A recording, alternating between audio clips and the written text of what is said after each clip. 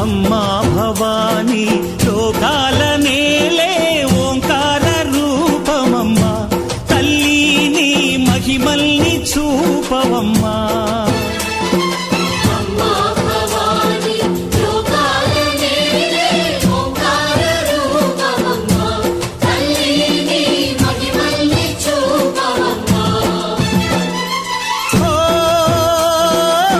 సృష్టికే దీపమా, శక్తికే మూలమా, సింహరథమే నీదమ్మా.